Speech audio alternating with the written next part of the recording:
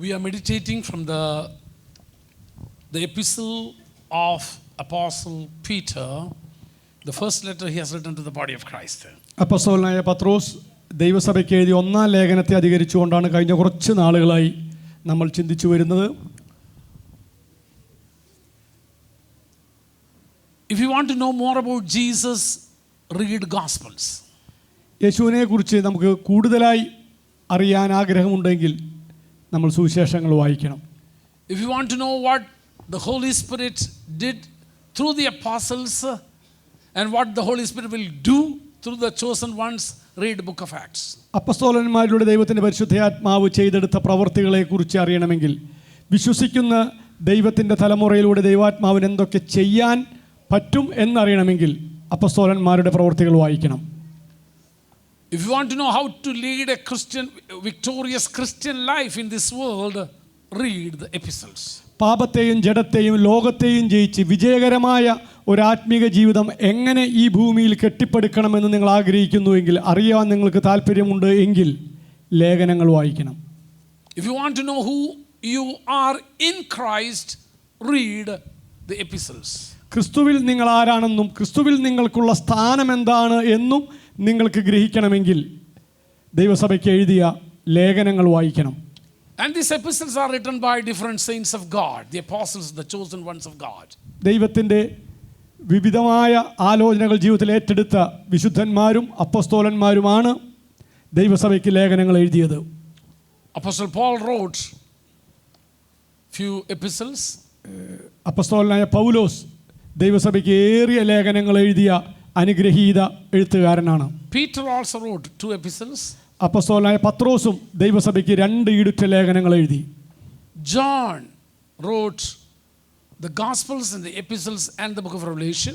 കർത്താവിനെ കുറിച്ചുള്ള സുവിശേഷം, അതിനെ തുടർന്ന് ദൈവസഭയ്ക്ക് 3 ലേഖനങ്ങൾ, ശേഷം ദൈവസഭയ്ക്ക് വരാൻ പോകുന്ന മഹത്വത്തെ കുറിക്കുന്ന വെളിപ്പാട് പുസ്തകവും യോഹന്നാൻ എഴുതുകയുണ്ടായി. Jude wrote was reaffirming about our faith and how we have to live in this world. ദൈവം നമ്മളിൽ നിക്ഷേപിച്ച അതിവിശുദ്ധ വിശ്വാസത്തിൻ്റെ പ്രാധാന്യത്തെക്കുറിച്ച് യൂദ നമ്മളെ ഊന്നി പഠിപ്പിക്കുകയും പ്രബോധിപ്പിക്കുകയും ചെയ്യുന്നുണ്ട്.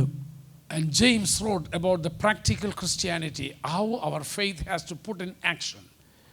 എങ്ങനെയാണ് നമ്മുടെ പ്രായോഗിക ക്രിസ്തീയ ജീവിതം വിശ്വാസത്തോടൊപ്പം തന്നെ പ്രവൃത്തിയും സമമായി ചാലിച്ചുകൊണ്ട് എങ്ങനെ അനുഗ്രഹിക്കപ്പെട്ട ഒരു ക്രിസ്തീയ ജീവിതം ഈ ഭൂമിയിൽ കെട്ടിപ്പടുക്കാമെന്ന് യാക്കോബ് ദൈവസഭയ്ക്ക് പ്രബോധിപ്പിക്കുന്നുണ്ട്. Both Old Testament and New Testament are equally important for a Christian. ഒരു വിശ്വാസിയെ സംബന്ധിച്ചിടത്തോളം പഴയ പുതിയ നിയമങ്ങൾ വ്യത്യാസമില്ലാതെ രണ്ടും ഒരുപോലെ ഈ ആത്മീക ജീവിതത്തിന് പ്രയോജനപ്രദങ്ങളാണ്. Because the Bible says all scripture are inspired by God. കാരണം തിരുവെഴുത്ത് പറയുന്നു എല്ലാ തിരുവെഴുത്തുകളും ദൈവശ്വാസീയമാണ് എന്ന്. And Jesus quoted from Old Testament in his teachings. യേശു കർത്താവ് തൻ്റെ ഐഹിക കാലത്തെ ശുശ്രൂഷാ വേളയിൽ എടുത്തുദ്ധരിച്ചതെല്ലാം പഴയ നിയമത്തിൽ നിന്നായിരുന്നു. Even the apostles quoted from Old Testament. ദൈവസഭയ്ക്ക് ലേഖനം എഴുതിയ അപ്പോസ്തലന്മാർ പോലും ചില ആശയങ്ങളെ നിവർത്തിക്കേണ്ടുന്നതിനും സ്ഥിരീകരിക്കേണ്ടുന്നതിനും വേണ്ടി പഴയ നിയമത്തിൽ നിന്നാണ് എടുത്തുദ്ധരിച്ചത്. They never considered Old Testament as inferior to the New Testament. ഒരിക്കലും അവർ പഴയ നിയമം, പഴയ ഉടമ്പടിയിലെ പ്രമാണങ്ങളെല്ലാം താഴേക്കിടയിലുള്ളതാണെന്നും അത് മോശപ്പെട്ടതാണെന്നും ഒരിക്കലും അവർ പറഞ്ഞില്ല, പഠിപ്പിച്ചില്ല. So equally important. തുല്യ പ്രാധാന്യമുള്ളതാണ്. So now we have been studying from the first epistle of Peter. നമ്മൾ കഴിഞ്ഞ കുറച്ച് നാളുകളായി പഠനത്തിന് വിധേയമാക്കിക്കൊണ്ടിരിക്കുന്നത് അപ്പോസ്തലനായ പത്രോസ് ദൈവസഭയ്ക്ക് എഴുതിയ 1-ാം ലേഖനത്തിൽ നിന്നാണ്. And chapter 2 we have been meditating upon. നമ്മൾ ഇപ്പോൾ എത്തി നിൽക്കുന്നത് പത്രോസ് എഴുതിയ 1-ാം ലേഖനത്തിന്റെ 2-ാമത്തെ അധ്യായത്തിലാണ്. And verse 6 reads like this. 6-ാമത്തെ വാക്യത്തിൽ നമ്മൾ ഇപ്രകാരമാണ് വായിക്കുന്നത്. 1 പത്രോസ് 2:6. Behold, I lay a foundation at Zion. ഞാൻ ശ്രേഷ്ഠവും മാന്യമായൊരു മൂലക്കല്ല് സിയോനിൽ ഇടുന്നു. And then it says, തുടർന്നും തിരുവെഴുത്ത് പറയുകയാണ്, whoever believes in him will not be ashamed. അവങ്കൽ വിശ്വസിക്കുന്നവൻ ലജ്ജിച്ചു പോകയില്ല എന്ന് തിരുവെഴുത്തിൽ കാണുന്നുവല്ലോ എന്ന്. So the cornerstone is not a piece of rock, it says it is he, a person. അതുകൊണ്ട് തന്നെ ആ മൂലക്കല്ല് എന്ന് പറയുന്നത് കേവലം ഒരു പാറക്കഷ്ണത്തിൻ്റെ ഒരു അംശം മാത്രമല്ല, അത് അവിടെ നിന്ന് തന്നെയാണ് ആ മൂലക്കല്ല് എന്ന് പറയുന്നത്. That cornerstone is Jesus. This is not a piece of rock. കാരണം ആ മൂലക്കല്ല് എന്ന് പറയുന്നത് ഏതെങ്കിലും ഒരു കഷണമല്ല, മറിച്ച് യുഗങ്ങളുടെ പാറയായ ക്രിസ്തു തന്നെയാണ് ആ മൂലക്കല്ല്. The scripture says, I am laying a cornerstone. I am laying a holy cornerstone. വളരെ വ്യക്തമായി തന്നെയാണ് തിരുവെഴുത്ത് പറയുന്നത്, ഞാൻ ശ്രേഷ്ഠവും മാന്യവുമായ ഒരു മൂലക്കല്ല് സിയോനിൽ പ്രതിഷ്ഠിക്കുന്നു എന്ന്. അതിനുശേഷം തിരുവെഴുത്ത് പറയുന്നത് ഇപ്രകാരമാണ്, whoever believes in him, not on it. കാരണം അതിന് മുൻപ് പറഞ്ഞ ഒരു മൂലക്കല്ലിനെ കുറിച്ചാണ് എങ്കിൽ, ചേതനയില്ലാത്തൊരു കല്ലിനെ കുറിച്ചാണ് എങ്കിൽ, പിന്നത്തേതിൽ പറയുന്നു അവനിൽ, അർത്ഥാൽ ജീവനുള്ളവനിൽ വിശ്വസിക്കുന്നവൻ ലജ്ജിച്ചു പോകയില്ല എന്ന്. Not on it, but on him. വളരെ വ്യക്തമായി തന്നെ ഇതിൽ എന്നല്ല, അല്ലെങ്കിൽ അതിൽ എന്നല്ല, അവനിൽ എന്നു തന്നെ വ്യക്തമായി തന്നെ അവിടെ തിരുവെഴുത്ത് പറയുന്നുണ്ട്. Cornerstone is Jesus Christ. അതുകൊണ്ട് തന്നെ വളരെ വ്യക്തമായി തിരുവെഴുത്ത് പറയുന്നു ആ മൂലക്കല്ല് എന്ന് പറയുന്നത് യേശു ക്രിസ്തു തന്നെയാണ്. Then you may be another question, how can we say that Jesus is a stone? സ്വാഭാവികമായും നിങ്ങൾക്കൊരു ചോദ്യം വന്നേക്കാം, എങ്ങനെയാണ് യേശു ക്രിസ്തു മൂലക്കല്ലായിരിക്കുന്നത്? Doesn't Bible say Jesus is the rock of ages? കാരണം യുഗങ്ങളുടെ പാറ എന്ന് പറയുന്നില്ലയോ? You know, because Bible always says Jesus is the rock. കാരണം തിരുവെഴുത്ത് യേശുവിനെ കുറിച്ച് പറയുന്നത് പാറ എന്നാണ്. അവർ അനുഗമിച്ച പാറ അത് ക്രിസ്തുവായിരുന്നു. Then how can he become a stone? പിന്നെ എങ്ങനെയാണ് ഒരു മൂലക്കല്ലിന്റെ പരുവത്തിലേക്ക് യേശുവിനെ നിങ്ങൾ വ്യാഖ്യാനിക്കുന്നത്? All these are symbols used in Bible to explain different ideas. കാരണം വ്യത്യസ്തങ്ങളായ ആശയങ്ങളെ പ്രതിഫലിപ്പിക്കേണ്ടുന്നതിന് വേണ്ടി ദൈവാത്മാവിനാൽ നിറയപ്പെട്ട എഴുത്തുകാർ എഴുതിയ പല പ്രയോഗങ്ങളും പ്രതീകങ്ങളുമാണ് ഈ പറഞ്ഞതൊക്കെ. He is at the same time the rock and also the stone. ഒരേ സമയം തന്നെ അവിടുന്ന് പാറയായിരുന്നു, അതേ അർത്ഥത്തിൽ തന്നെ അവിടുന്ന് മൂലക്കല്ലുമാണ്. He is at the same time is the Lamb of God and the Lion of Judah. ഒരേ സമയത്ത് തന്നെ അവിടുന്ന് കുഞ്ഞാടുമാണ്, യഹൂദാ ഗോത്രത്തിന്റെ സിംഹവുമാണ്. At the same time he is the priest and the lamb of offering. ഒരേ സമയത്ത് തന്നെ അവിടുന്ന് യാഗപീഠത്തിനുള്ള കുഞ്ഞാടുമാണ്, അവിടുന്ന് ആ യാഗമർപ്പിക്കുന്ന പുരോഹിതനും കൂടെയാണ്. So those are different symbols used in the Bible. കാരണം ഓരോ സമയത്ത് ഒരു പ്രത്യേക ആശയത്തെ പ്രതിഫലിപ്പിക്കേണ്ടുന്നതിന് വേണ്ടി എഴുതപ്പെട്ട പ്രതീകങ്ങളാണ്. So here the scripture says, ഇവിടെ തിരുവെഴുത്ത് നമ്മളോട് പറയുന്നു, those who believe in him will never be ashamed. അങ്ങനെയുള്ള ദൈവമിട്ട മൂലക്കല്ലായ ക്രിസ്തുവിൽ വിശ്വസിക്കുന്നവൻ ഒരു നാളും ലജ്ജിച്ചു പോകയില്ല എന്ന്. This morning I would like to share 3 things in the life of a believer. കാരണം ഒരു വിശ്വാസിയുടെ ജീവിതത്തിൽ ദൈവമിട്ടിരിക്കുന്ന മാന്യവും ശ്രേഷ്ഠവുമായ മൂലക്കല്ലായ യേശു ക്രിസ്തുവിൽ വിശ്വസിക്കുന്ന ഒരു വിശ്വാസിയുടെ ജീവിതത്തിൽ സംഭവിക്കുന്ന 3 കാര്യങ്ങളെക്കുറിച്ച് വളരെ എളുപ്പത്തിൽ ഞാൻ പറയുവാൻ ആഗ്രഹിക്കുന്നു. The first thing, when you believe in this living stone, you become a living stone.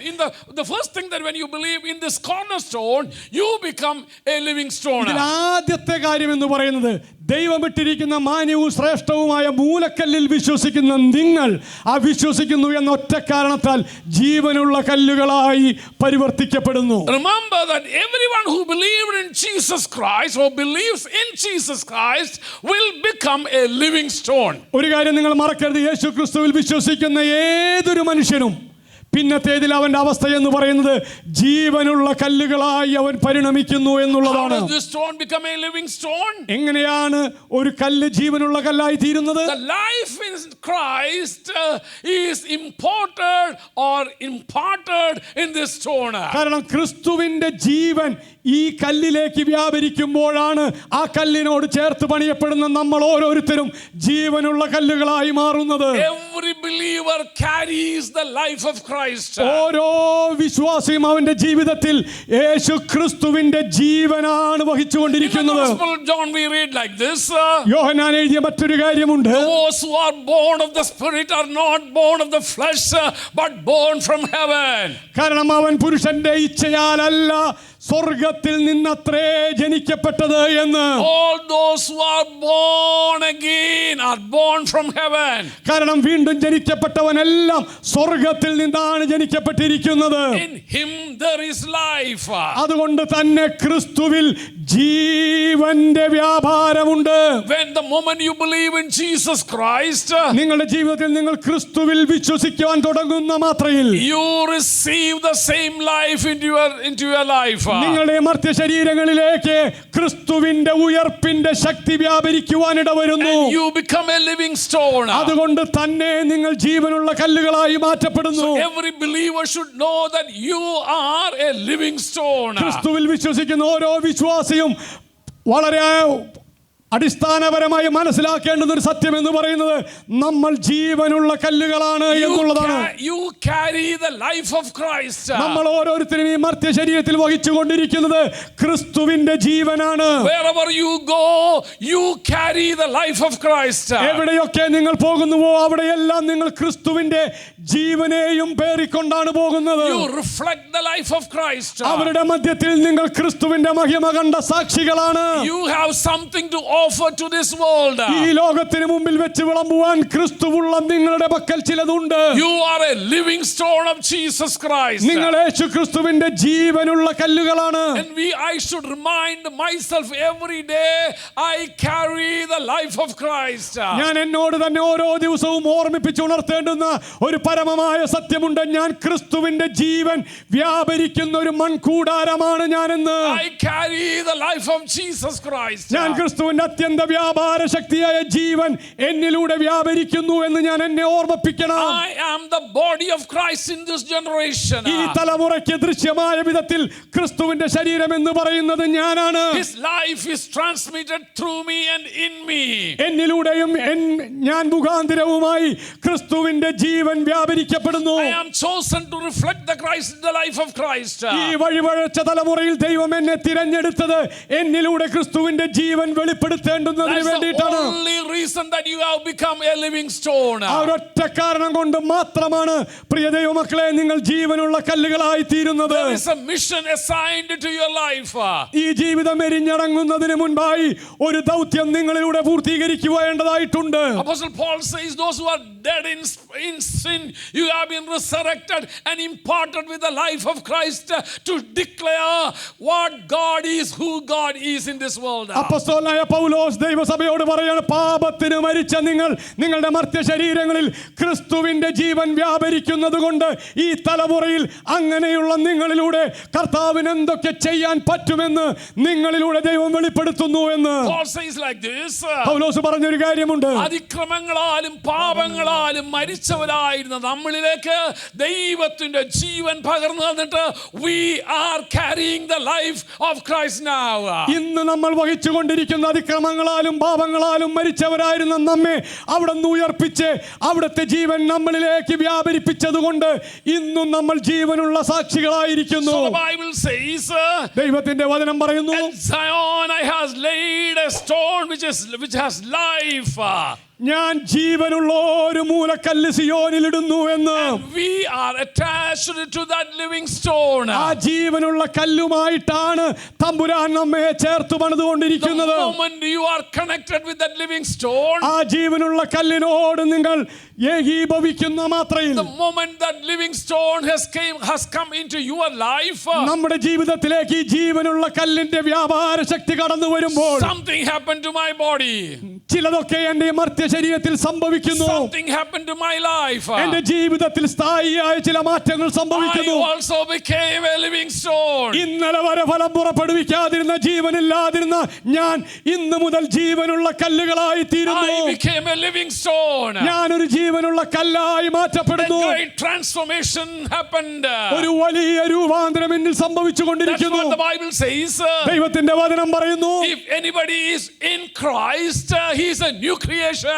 ഒരുവൻ ക്രിസ്തുവിലായി തീർന്നാൽ അവൻ ഒരു പുതിയ സൃഷ്ടിയായി തീർന്നു, പഴയത് കഴിഞ്ഞു പോയി എന്ന്. The old is completely gone. പഴയതെല്ലാം സമ്പൂർണ്ണമായി തൂത്തുമാറ്റപ്പെട്ടു. You have become a living stone. ക്രിസ്തുവിലായ നിങ്ങൾ ഓരോരുത്തരും പുതിയ സൃഷ്ടിയായി തീർന്നിരിക്കുന്നു. So every believer has to remind himself every day, I am a living stone. ഓരോ വിശ്വാസിയും തങ്ങളോട് തന്നെ ഓരോ നാഴികയിലും ഓർമ്മിപ്പിച്ചുറപ്പിക്കേണ്ടുന്ന ഒരു കാര്യമുണ്ട്. ക്രിസ്തുവിലായ ഞാൻ ഇന്ന് ഇന്നലെ വരെ ജീവിച്ച പോലെയല്ല, ഒരു പുതിയ സൃഷ്ടിയാണ് എന്ന്. My old life has gone. എന്റെ പഴയ ജീവിതം എന്നേക്കുമായി മാറ്റപ്പെട്ടു. Previously I was living according to the fashions of this world. ഇന്നലെ വരെ ഞാൻ ജീവിച്ചത് ലോകത്തിന്റെ ഇമ്പങ്ങൾക്കനുസരിച്ചായിരുന്നു, According to the spirit of this world. ഈ ലോകത്തിന്റെ ദൈവത്തിനനുസരിച്ചായിരുന്നു. But now I have changed. പക്ഷെ ഇന്ന് ഞാൻ മാറ്റപ്പെട്ടിരിക്കുന്നു. I have a new Lord. എനിക്കൊരു പുതിയ കർത്തൃത്വമുണ്ട്, കർത്താവുണ്ട്. I have a new master. എനിക്കൊരു പുതിയ യജമാനനുണ്ട്. I have a new husband. എനിക്കൊരു പുതിയ മണവാളനുണ്ട്. I am grafted into a new wine. ഞാനൊരു പുതിയ വീഞ്ഞിനോട് ചേർക്കപ്പെട്ടിരിക്കുന്നു. I am grafted to a new olive tree. ഞാനൊരു പുതിയ ഒലിവിനോട് എന്നെ കൂട്ടിച്ചേർക്കപ്പെട്ടിരിക്കുന്നു. The carnal nature has no more place in my life. ഇനിമേൽ എന്റെ ജീവിതത്തിൽ ജഡികമായ പ്രകൃതങ്ങൾക്ക് സ്ഥാനമില്ല. I am a new stone. ഞാനൊരു പുതിയ കല്ലായി തീർന്നിരിക്കുന്നു. Do you know that you are a new stone? നിങ്ങൾക്ക് ഇന്നും ബോധ്യമുണ്ടോ നിങ്ങൾ ഒരു പുതിയ കല്ലായി തീർന്നിരിക്കുന്നു എന്ന്? Do you know that Christ is living in you? നിങ്ങളിൽ, നിങ്ങളുടെ ചിന്തകളിൽ, നിങ്ങളുടെ പ്രവർത്തികളിൽ ക്രിസ്തുവിന്റെ ഭാവം വ്യാപരിക്കുന്നു എന്ന് നിങ്ങൾക്ക് ഉറപ്പുണ്ടോ? Don't you know you are the temple of the Lord and the Holy Spirit is abiding in you? നിങ്ങൾ ദൈവത്തിന്റെ മന്ദിരമെന്നും ദൈവത്തിന്റെ ആത്മാവ് നിങ്ങളിൽ ഉണ്ട് എന്നും നിങ്ങൾ അറിയുന്നില്ലയോ? Don't you know the Holy Spirit is abiding in you? നിങ്ങളുടെ അകത്ത് ദൈവത്തിന്റെ പരിശുദ്ധ ആത്മാവ് ആവസിക്കുന്നുവെന്ന് നിങ്ങൾ You അറിയുന്നില്ലയോ? have a new name now. ഇന്ന് നിങ്ങൾക്ക് ക്രിസ്തുവിൽ ഒരു പുതിയ പേരുണ്ട്. A living stone. ജീവനുള്ള കല്ല്. A living stone. ജീവനുള്ള കല്ല്. Secondly, the Bible says, രണ്ടാമത് തിരുവെഴുത്ത് പറയുന്നു, in verse 6 we read, ആറാമത്തെ വാക്യത്തിൽ നമ്മൾ വായിക്കുന്നത് ഇപ്രകാരമാണ്: those who believe in him will never be ashamed. അങ്ങനെയുള്ള മൂലക്കല്ലിൽ വിശ്വസിക്കുന്ന ഞാനും നിങ്ങളും ആയുസ്സിൽ ഒരിക്കലും ലജ്ജിച്ചു പോകയില്ല എന്ന്. Those who believe in him, in that living stone will never be ashamed. അങ്ങനെയുള്ള ജീവനുള്ള മൂലക്കല്ലിൽ വിശ്വസിക്കുന്ന ഞാനും നിങ്ങളും ഒരു നാളും ലജ്ജിച്ചു പോകയില്ല എന്ന്. The second privilege of a believer, that we will never be ashamed. അതുകൊണ്ട് തന്നെ ഒരു വിശ്വാസിക്ക് ദൈവം പകർന്നു തരുന്ന രണ്ടാമത്തെ പദവി എന്ന് പറയുന്നത്, ആരൊക്കെ ലജ്ജിച്ചു പോയാലും ക്രിസ്തുവിൽ വിശ്വസിക്കുന്ന ഞാനും നിങ്ങളും ലജ്ജിച്ചു പോകയില്ല.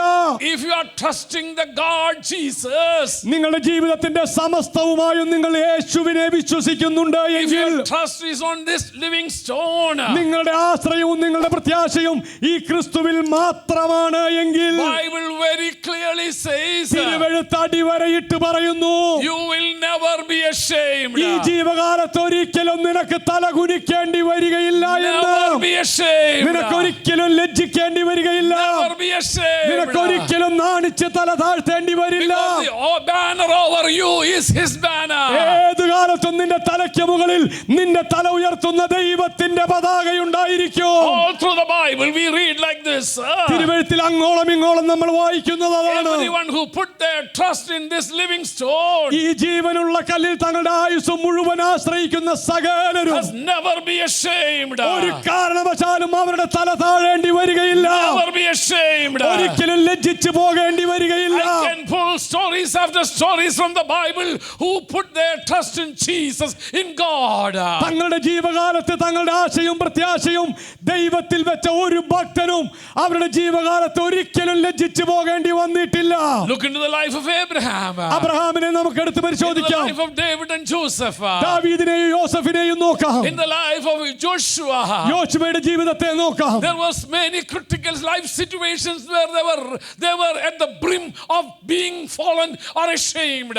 നിലനിൽപ്പ് പോലും ചോദ്യം ചെയ്യപ്പെട്ട, വീഴുവാൻ സാധ്യതയുള്ള എല്ലാ പരീക്ഷണങ്ങളുടെയും ഉച്ചസ്ഥായിയിൽ അവർ എത്തപ്പെട്ടിട്ട് പോലും They thought that this is the end of their life. ഇവിടം കൊണ്ട് തീർന്നുവെന്ന് അവർ തന്നെ ചിന്തിച്ചു പോയ നിമിഷങ്ങൾ But the ഉണ്ടായിരുന്നു. Bible says, പക്ഷെ തിരുവെഴുത്തിന് പറയുവാനുള്ളത്, because they put their trust in God, പക്ഷെ അവർ ദൈവത്തിൽ ആശ്രയിച്ചതുകൊണ്ട് God never allowed them to be ashamed. അവർ നശിച്ചു പോകുവാൻ ദൈവം അനുവദിച്ചില്ല. God never allowed them to be ashamed. അവർ ലജ്ജിച്ചു പോകുവാൻ തമ്പുരാൻ അനുവദിച്ചില്ല. This morning I guarantee you, ഇന്ന് പകൽക്കാലം ഞാൻ നിങ്ങൾക്ക് ഉറപ്പോടെ പറയാം, based on the word of God, തിരുവെഴുത്തിന്റെ അടിസ്ഥാനത്തിൽ പറയാം, I am boldly declared to the body of Christ, ഞാൻ സഭയാം ശരീരത്തോട് തികഞ്ഞ തിറവോടെ ഞാൻ വിളിച്ചു if പറയുന്നു, your trust is in Jesus, Jesus, നിങ്ങളുടെ വിശ്വാസവും പ്രത്യാശയും ക്രിസ്തുവിലാണ് if എങ്കിൽ, your trust is on this living stone, Jesus, ഈ ജീവനുള്ള മൂലക്കല്ലായ ക്രിസ്തുവിലാണ് നിങ്ങൾ വിശ്വസിച്ചിരിക്കുന്നത് you എങ്കിൽ, will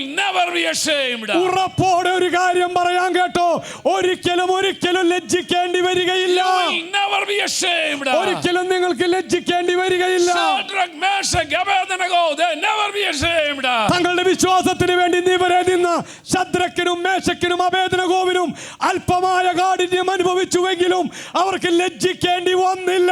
Daniel never got ashamed. സിംഹക്കൂട്ടിൽ വീണുവെങ്കിലും സിംഹത്തിനിരയായി പോകാൻ ദൈവം അനുവദിച്ചില്ല. Esther never be ashamed. ഒരിക്കലും എസ്തേറിന്റെ തല താഴ്ന്നു പോകുവാൻ ദൈവം അനുവദിച്ചില്ല. Mordecai never be ashamed. വിശ്വസ്തനായ മൊർദെഖായി ലജ്ജിച്ചു പോകുവാൻ ദൈവം അനുവദിച്ചില്ല. Paul never be ashamed.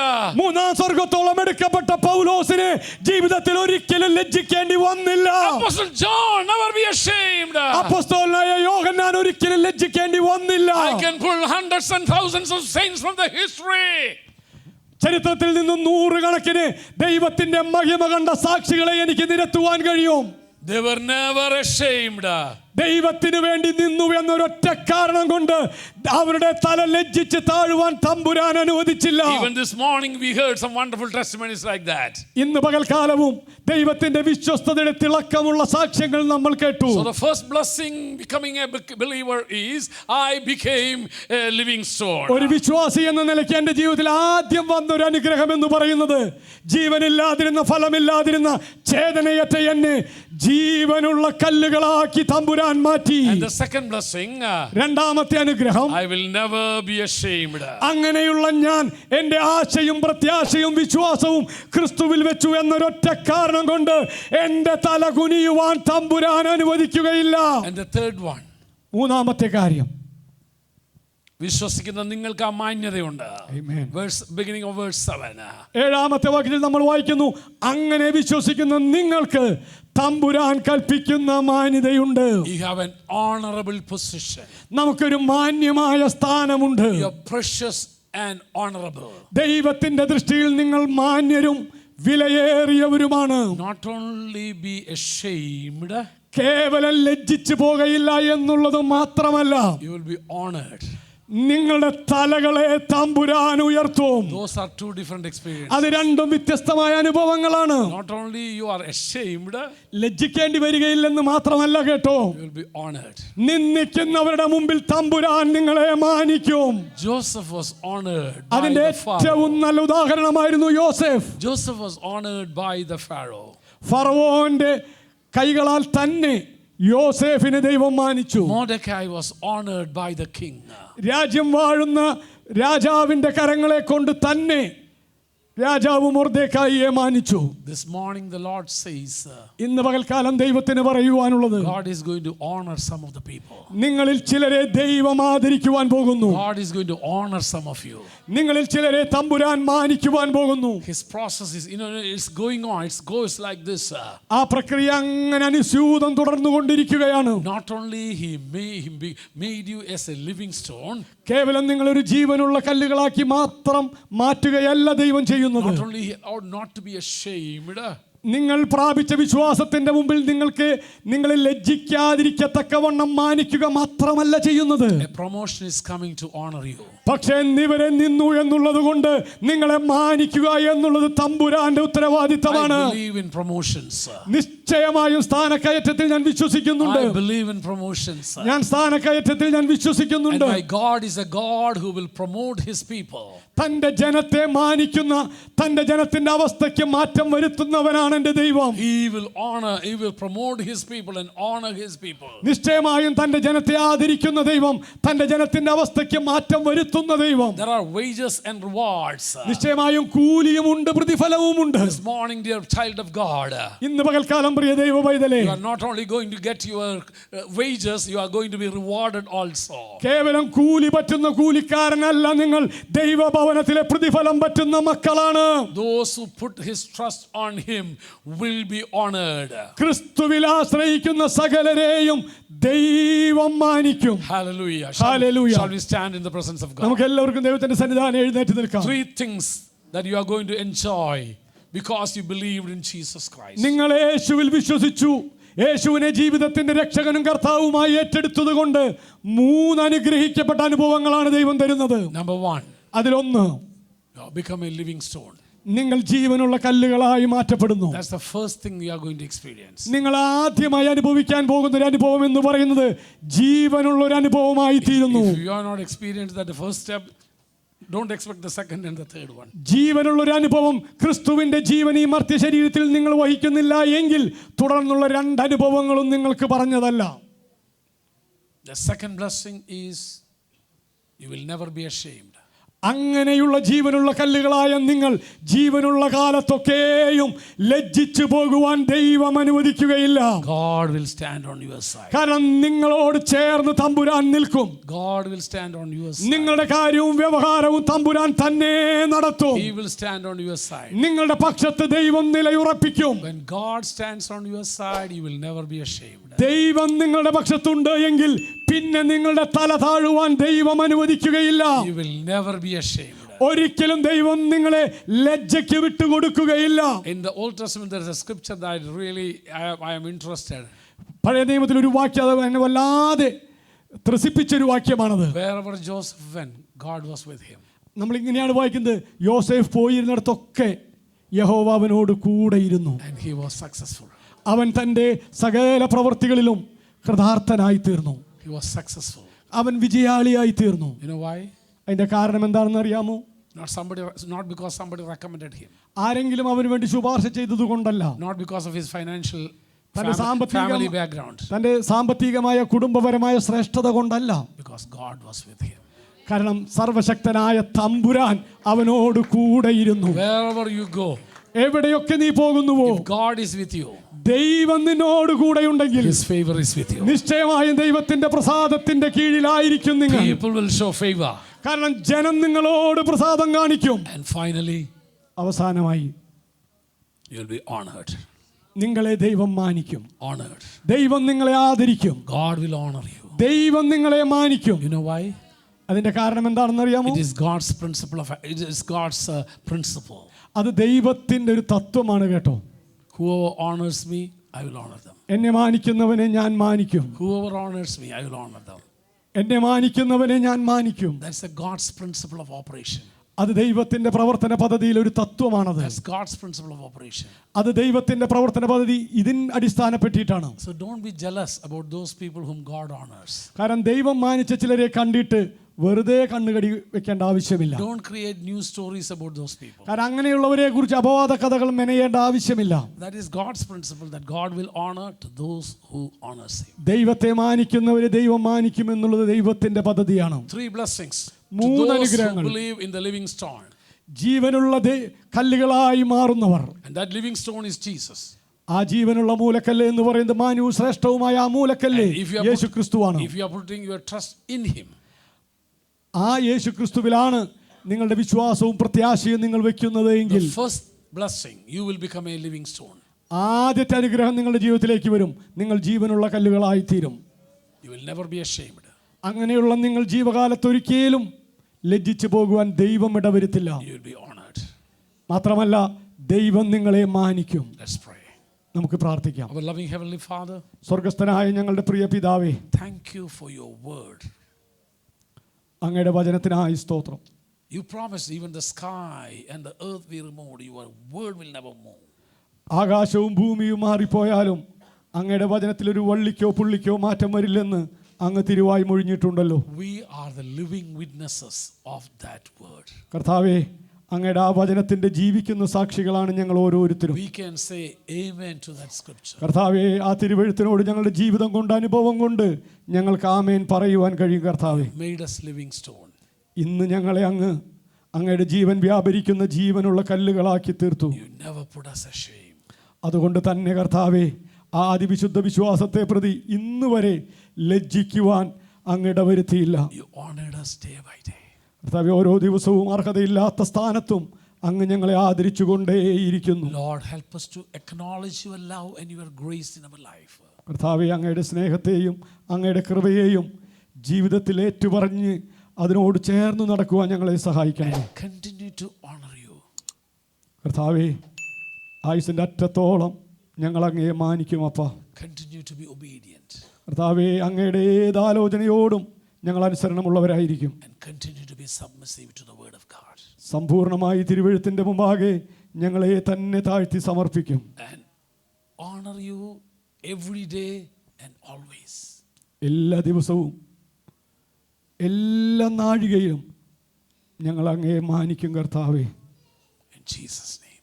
യേശുവിൻ നാമത്തിൽ തന്നെ. Amen. ആമേൻ.